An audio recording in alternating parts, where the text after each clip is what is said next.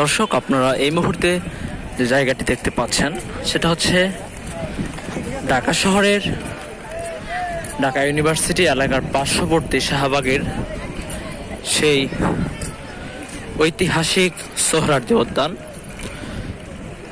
যার আরেকটি নাম ছিল পূর্ববর্তীতে রেসকোর্স ময়দান। রাতের বেলায় চলে যেখানে গান বাজনা, নাট্যমঞ্চ এবং বিভিন্ন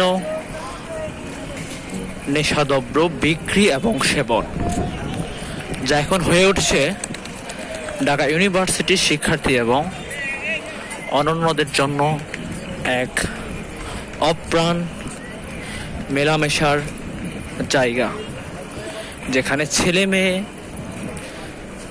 মেলামেশা, নেশা, গান বাজনা, নাট্যমঞ্চ সহ নানা রকম কার্যক্রম করে আসছে।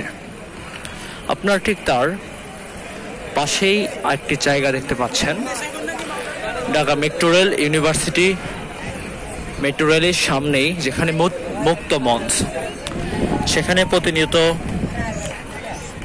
বিভিন্ন গান নাট্যমঞ্চ হচ্ছে। এবং আপনারা এটা জানেন অবশ্যই যে রেসকোর্স ময়দান থেকে বঙ্গবন্ধু কিন্তু 7ই মার্চের ঐতিহ্যবাহী ভাষণ দিয়েছিল। এখানে কিছু ভাস্কর্য দেখতে পাচ্ছেন, এই ভাস্কর্যগুলো ঠিক তারই ঐতিহ্য বহন করে আসছে।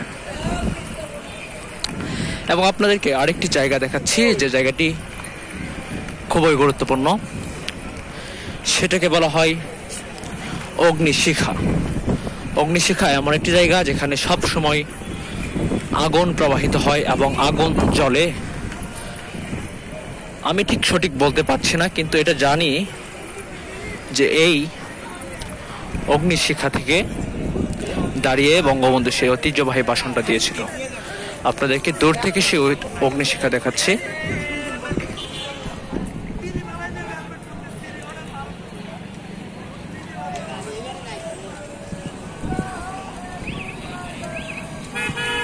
এটাই সে অগ্নিশিখা।